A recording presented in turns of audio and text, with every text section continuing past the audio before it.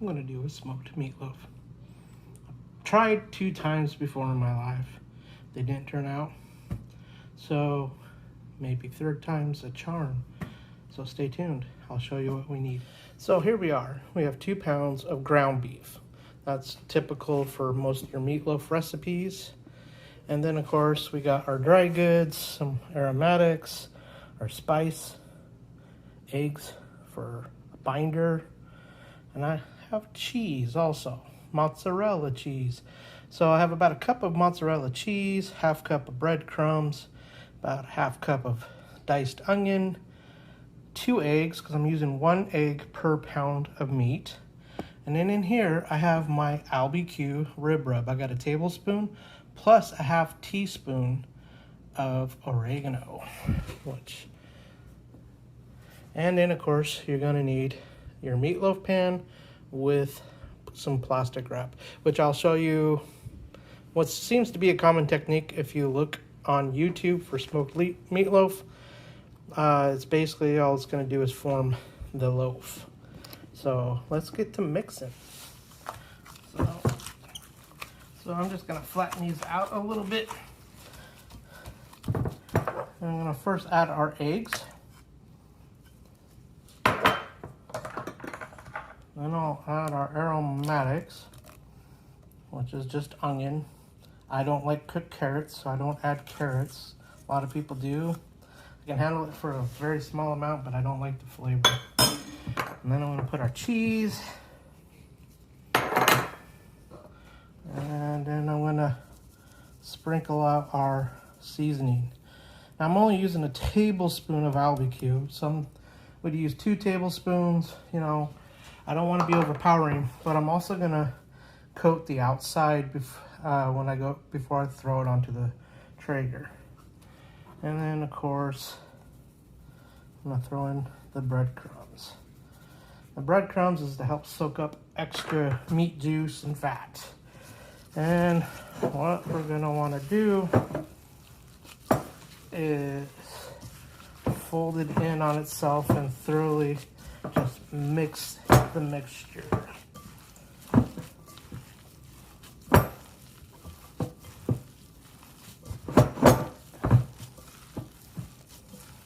I'm not like manhandling the meat. I've watched several videos of how other people do this, and then of course I like watching Alton Brown on Good Eats, and he talks about not to overwork your meat. I don't remember the reason why, to be honest. I have to go back and watch that episode he did on meatloaf. So I'm just gonna keep folding it in on itself until it's thoroughly mixed.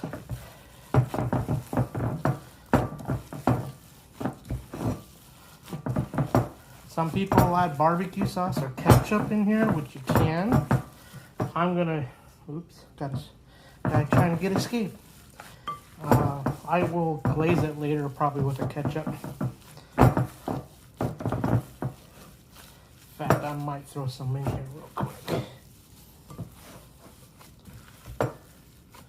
So you'll have to pardon me. Let me remove thy glove.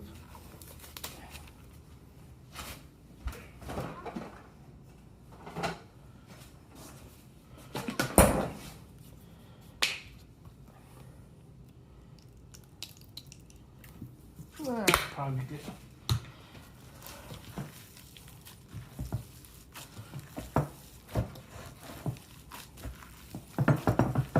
So this is all we're gonna do.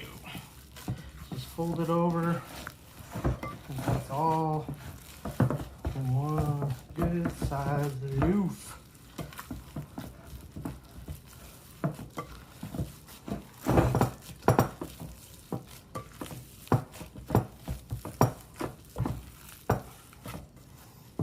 Smell like meatloaf. Oh, I love meatloaf. Best thing about meatloaf, day after meatloaf sandwiches. Yeah, I know. You guys kind of like, yeah, shaking your heads in agreement. All right. All right, now we're gonna put in our loaf pan. So now we got our loaf pan, and I just draped the plastic cling wrap just over it. Don't want to pull down too bad.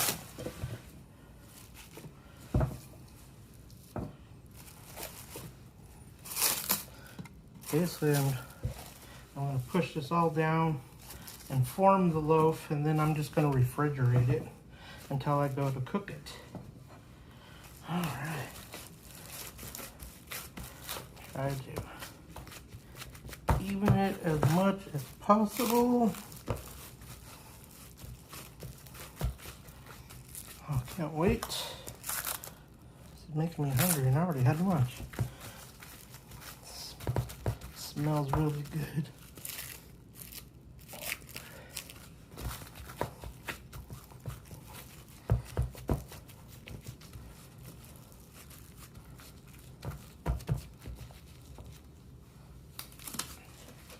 All right, there we go. All right, now I'm just gonna put it in the fridge. Okay, here we are, back, ready to cook the meatloaf on the Traeger.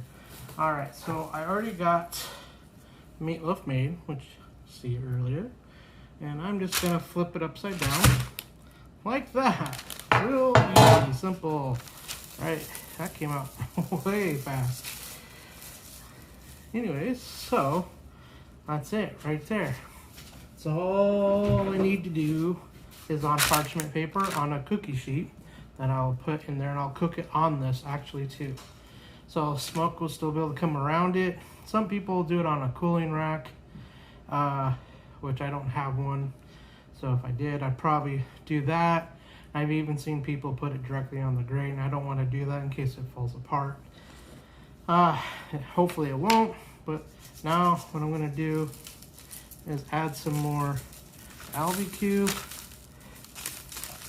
Rib Rub to the sides. That way maybe it gets a little bit of a crust.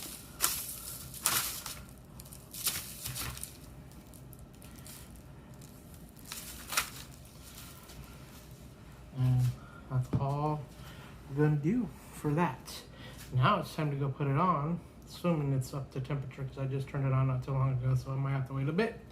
So anyways, we'll see here in a second.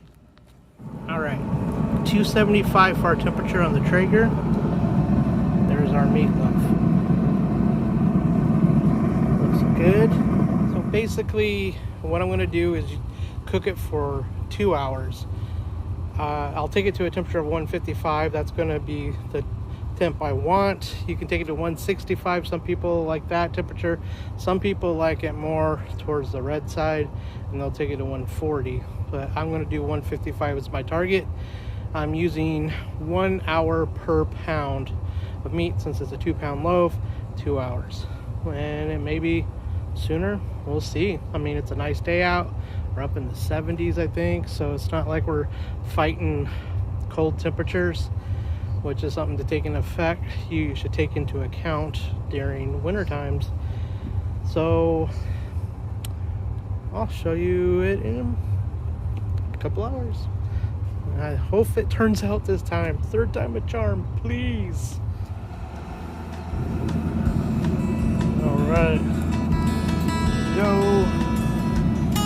So we're just about up to temperature, it looks like. I just gotta put some ketchup on, let it glaze a little bit, and then we're gonna pull it. So all I did is squirt some ketchup on and kind of brushed it around. So we'll let that sit. You could use any sauce or glaze